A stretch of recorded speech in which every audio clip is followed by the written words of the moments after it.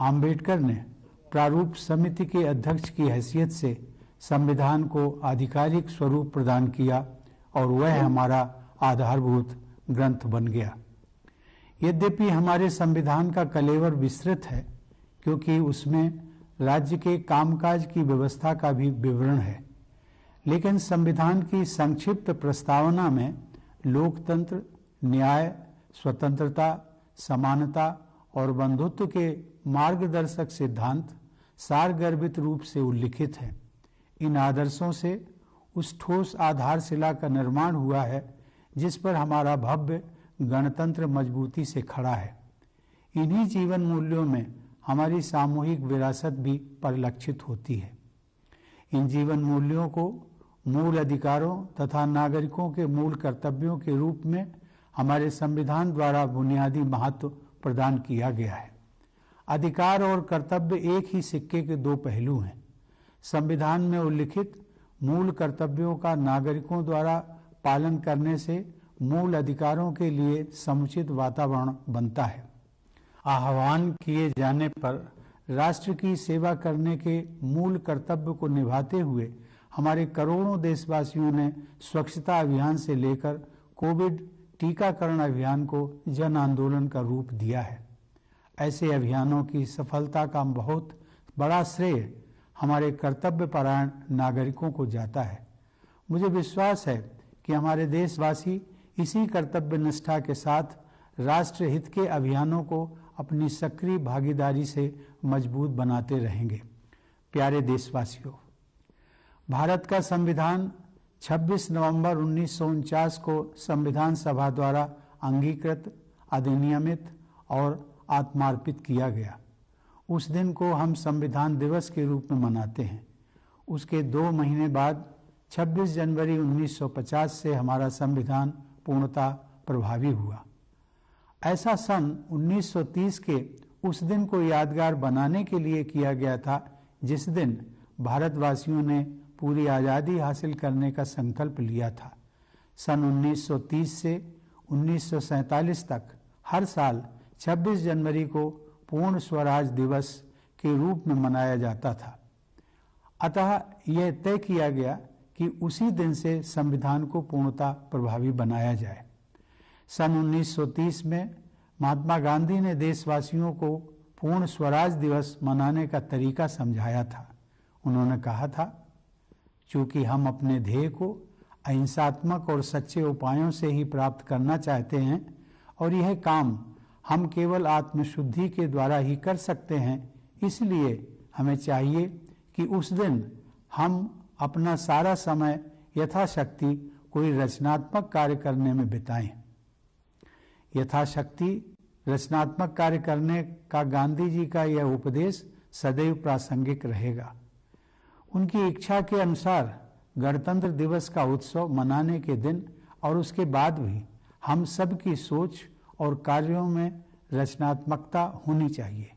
गांधी जी चाहते थे कि हम अपने भीतर झांक कर देखें, आत्मनिरीक्षण करें और बेहतर इंसान बनने का प्रयास करें और उसके बाद बाहर भी देखें, लोगों के साथ सहयोग करें और एक बेहतर भारत तथा बेहतर विश्व के निर्माण में अपना योगदान करें। प्यारे देशवासियों, मानव समुदाय को एक दूसरे की सहायता की इतनी जरूरत कभी नहीं पड़ी थी जितनी कि आज है। अब 2 साल से भी अधिक समय बीत गया है, लेकिन मानवता का कोरोना वायरस के विरुद्ध संघर्ष अभी भी जारी है। इस महामारी में हजारों लोगों को जान से हाथ धोना पड़ा है। पूरे विश्व की अर्थव्यवस्था पर आघात हुआ है। विश्व समुदाय को अभूतपूर्व विपदा का सामना करना पड़ा है। नित नए रूपों में यह वायरस नए संकट प्रस्तुत करता रहा है। यह स्थिति मानव जाति के लिए एक असाधारण चुनौती बनी हुई है। महामारी का सामना करना भारत में अपेक्षाकृत अधिक कठिन होना ही था। हमारे देश में जनसंख्या का घनत्व बहुत ज्यादा है और विकासशील अर्थव्यवस्था होने के नाते हमारे पास इस अदृश्य शत्रु से लड़ने के लिए उपयुक्त स्तर पर बुनियादी ढांचा तथा आवश्यक संसाधन पर्याप्त मात्रा में उपलब्ध नहीं थे। लेकिन ऐसे कठिन समय में ही किसी राष्ट्र की संघर्ष करने की क्षमता निखरती है। मुझे यह कहते हुए गर्व का अनुभव होता है कि हमने कोरोना वायरस के खिलाफ असाधारण दृढ़ संकल्प और कार्य क्षमता का प्रदर्शन किया है। पहले वर्ष के दौरान ही हमने स्वास्थ्य सेवा के बुनियादी ढांचे को विस्तृत तथा मजबूत बनाया और दूसरे देशों की मदद के लिए भी आगे बढ़े। दूसरे वर्ष तक हमने स्वदेशी टीके विकसित कर लिए और विश्व इतिहास में सबसे बड़ा टीकाकरण अभियान शुरू कर दिया। यह अभियान तेज गति से आगे बढ़ रहा है। हमने अनेक देशों को वैक्सीन तथा चिकित्सा संबंधी अन्य सुविधाएं प्रदान कराई हैं। भारत के इस योगदान की वैश्विक संगठनों ने सराहना की है। दुर्भाग्य से संकट की स्थितियां आती रही हैं क्योंकि वायरस अपने बदलते स्वरूपों में वापसी करता रहा है। अनगिनत परिवार भयानक विपदा के दौर से गुजरे हैं। हमारी सामूहिक पीड़ा को व्यक्त करने के लिए मेरे पास शब्द नहीं हैं, लेकिन एकमात्र सांत्वना इस बात की है कि बहुत से लोगों की जान बचाई जा सकी है। महामारी का प्रभाव अभी भी व्यापक स्तर पर बना हुआ है, अतः हमें सतर्क रहना चाहिए और अपने बचाव में तनिक भी ढील नहीं देनी चाहिए। हमने अब तक जो सावधानियां बरती हैं उन्हें जारी रखना है। मास्क पहनना और सोशल डिस्टेंसिंग बनाए रखना कोविड अनुरूप व्यवहार के अनिवार्य अंग रहे हैं। कोविड महामारी के खिलाफ लड़ाई में वैज्ञानिकों और विशेषज्ञों द्वारा बताई गई सावधानियों का पालन करना आज हर देशवासी का राष्ट्र धर्म बन गया है। यह राष्ट्र धर्म हमें तब तक निभाना ही है जब तक यह संकट दूर नहीं हो जाता। संकट की इस घड़ी में हमने यह देखा है कि कैसे हम सभी देशवासी एक परिवार की तरह आपस में जुड़े हुए हैं। सोशल डिस्टेंसिंग के कठिन दौर में हम सब ने एक दूसरे के साथ निकटता का अनुभव किया है। हमने महसूस किया है कि हम एक दूसरे पर कितना निर्भर करते हैं। कठिन परिस्थितियों में लंबे समय तक काम करके यहाँ तक कि मरीजों की देखभाल के लिए अपनी जान जोखिम में डालकर भी डॉक्टरों, नर्सों और पैरामेडिक्स ने मानवता की सेवा की है। बहुत से लोगों ने देश में गतिविधियों को सुचारू रूप से जारी रखने के लिए ये सुनिश्चित किया है कि अनिवार्य सुविधाएं उपलब्ध रहें तथा सप्लाई चेन में रुकावट न पैदा हो। केंद्र और राज्य स्तर पर जन सेवकों, नीति निर्माताओं, प्रशासकों और अन्य लोगों ने समयानुसार कदम उठाए हैं। इन प्रयासों के बल पर हमारी अर्थव्यवस्था ने फिर से गति पकड़ ली है।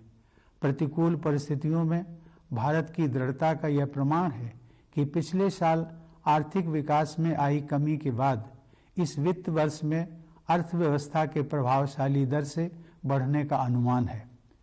यह पिछले वर्ष शुरू किए गए आत्मनिर्भर भारत अभियान की सफलता को भी दर्शाता है। सभी आर्थिक क्षेत्रों में सुधार लाने और आवश्यकता अनुसार सहायता प्रदान करने हेतु सरकार निरंतर सक्रिय रही है। इस प्रभावशाली आर्थिक प्रदर्शन के पीछे कृषि और मैन्युफैक्चरिंग क्षेत्रों में हो रहे बदलावों का प्रमुख योगदान है। मुझे यह जानकर प्रसन्नता हुई है कि हमारे किसान, विशेषकर छोटी जोत वाले युवा किसान, प्राकृतिक खेती को उत्साहपूर्वक अपना रहे हैं। लोगों को रोजगार देने तथा अर्थव्यवस्था को गति प्रदान करने में छोटे और मझोले उद्यमों ने महत्वपूर्ण भूमिका निभाई है। हमारे इनोवेटिव युवा उद्यमियों ने स्टार्टअप इकोसिस्टम का प्रभावी उपयोग करते हुए सफलता के नए कीर्तिमान स्थापित किए हैं। हमारे देश में विकसित, विशाल और सुरक्षित डिजिटल पेमेंट प्लेटफॉर्म की सफलता का एक उदाहरण यह है कि हर महीने करोड़ों की संख्या में डिजिटल ट्रांजैक्शन किए जा रहे हैं।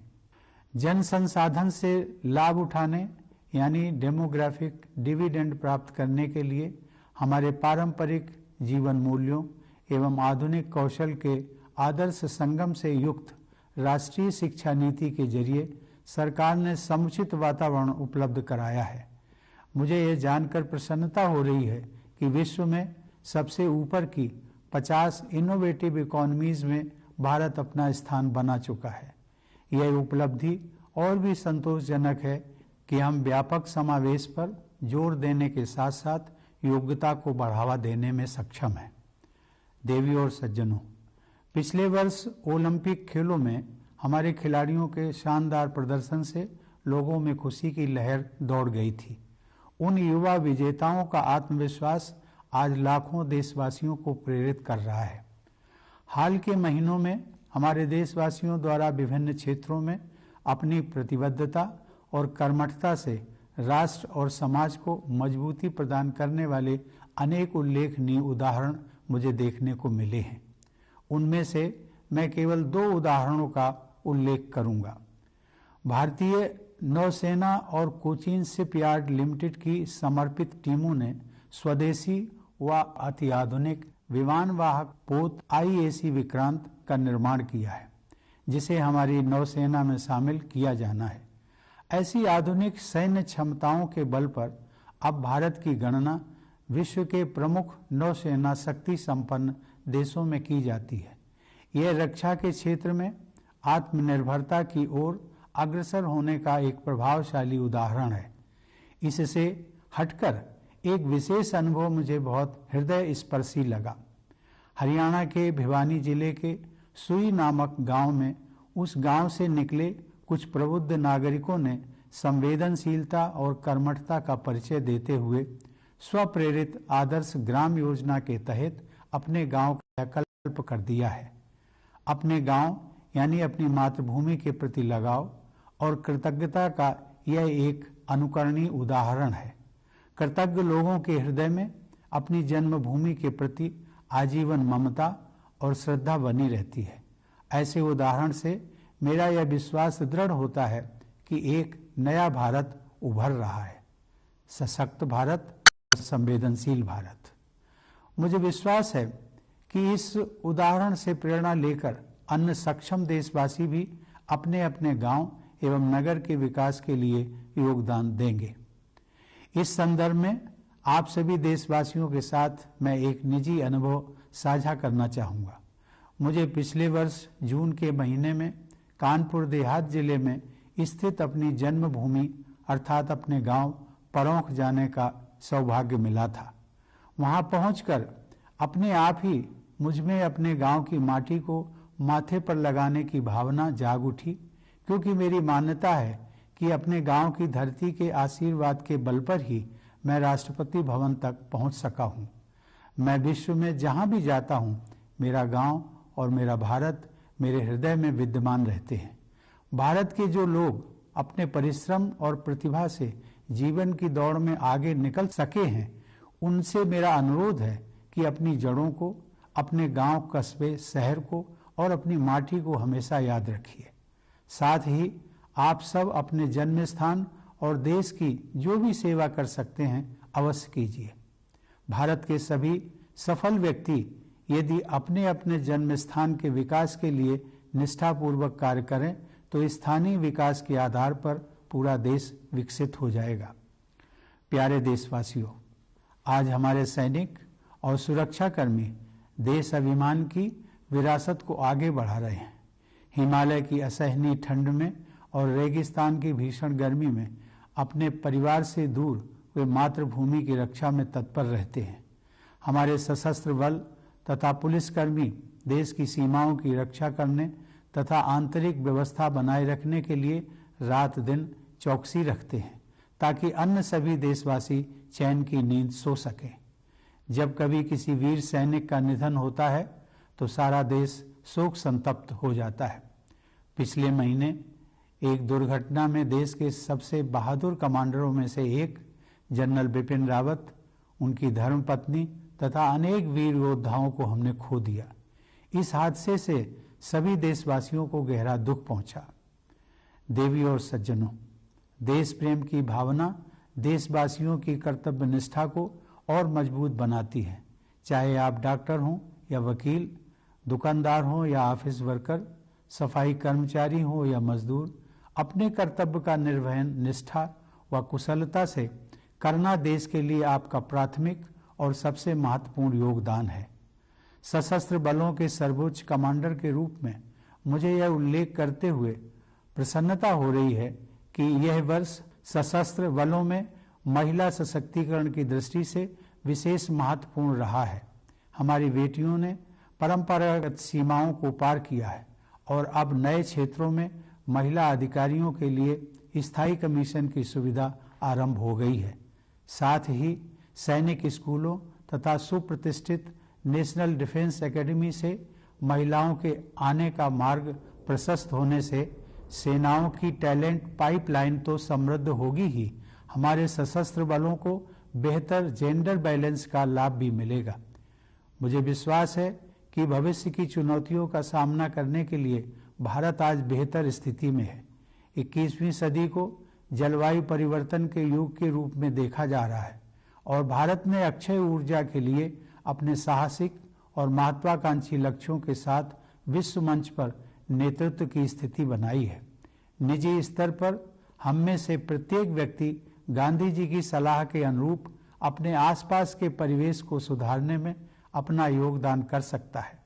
भारत ने सदैव समस्त विश्व को एक परिवार ही समझा है। मुझे विश्वास है कि विश्व बंधुत्व की इसी भावना के साथ हमारा देश और समस्त विश्व समुदाय और भी अधिक समरस तथा समृद्ध भविष्य की ओर आगे बढ़ेंगे। प्यारे देशवासियों, इस वर्ष जब हमारे देश की आज़ादी के 75 साल पूरे होंगे, तब हम अपने राष्ट्रीय इतिहास का एक महत्वपूर्ण पड़ाव पार करेंगे। इस अवसर को हम आज़ादी का अमृत महोत्सव के रूप में मना रहे हैं। मुझे यह जानकर प्रसन्नता हो रही है कि बड़े पैमाने पर हमारे देशवासी, विशेषकर हमारे युवा, इस ऐतिहासिक आयोजन में उत्साहपूर्वक भाग ले रहे हैं। यह न केवल अगली पीढ़ी के लिए बल्कि हम सभी के लिए अपने अतीत के साथ पुनः जुड़ने का एक शानदार अवसर है। हमारा स्वतंत्रता संग्राम हमारी गौरवशाली ऐतिहासिक यात्रा का एक प्रेरक अध्याय था। स्वाधीनता का यह 75वां वर्ष उन जीवन मूल्यों को पुनः जागृत करने का समय है जिनसे हमारे महान राष्ट्रीय आंदोलन को प्रेरणा मिली थी। हमारी स्वाधीनता के लिए अनेक वीरांगनाओं और सपूतों ने अपने प्राण न्यौछावर किए हैं। स्वाधीनता दिवस तथा गणतंत्र दिवस के राष्ट्रीय पर्व न जाने कितनी कठोर यातनाओं एवं बलिदानों के पश्चात नसीब हुए हैं। आइए गणतंत्र दिवस के अवसर पर हम सब श्रद्धापूर्वक उन अमर बलिदानियों का भी स्मरण करें। प्यारे देशवासियों, हमारी सभ्यता प्राचीन है, परंतु हमारा यह गणतंत्र नवीन है। राष्ट्र निर्माण हमारे लिए निरंतर चलने वाला एक अभियान है। जैसा एक परिवार में होता है, वैसे ही एक राष्ट्र में भी होता है कि एक पीढ़ी अगली पीढ़ी का बेहतर भविष्य सुनिश्चित करने के लिए कड़ी मेहनत करती है। जब हमने आज़ादी हासिल की थी, उस समय तक औपनिवेशिक शासन के शोषण ने हमें घोर गरीबी की स्थिति में डाल दिया था, लेकिन उसके बाद के 75 वर्षों में हमने प्रभावशाली प्रगति की है।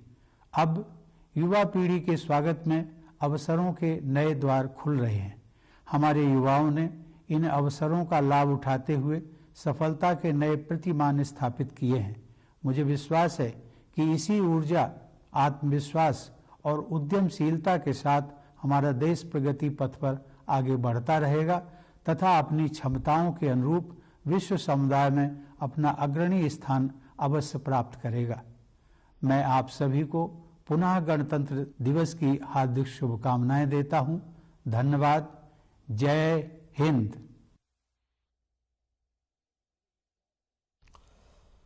तो गणतंत्र दिवस की पूर्व संध्या पर देश के नाम राष्ट्रपति का ये संबोधन आप यहां पर सुन रहे थे। बहुत सारी बातें राष्ट्रपति रामनाथ कोविंद की ओर से अपने संबोधन के दौरान की गई हैं, जिसमें उन्होंने कहा कि आज इंसान को इंसान की ही जरूरत है। कोरोना काल का वो जिक्र कर रहे थे। राष्ट्रपति रामनाथ कोविंद ने 73वें गणतंत्र दिवस की शुभकामनाएं दी हैं। महामारी का प्रभाव अभी भी बना हुआ है। संकट की इस घड़ी में देशवासी एक परिवार की तरह रहें। कोरोना काल में भारत ने अभूतपूर्व काम किया है। राष्ट्रपति रामनाथ कोविंद ने अपने संबोधन में क्या कुछ कहा, ये आपको हम बता रहे हैं। देश में वैक्सीनेशन का काम तेजी के साथ चल रहा है।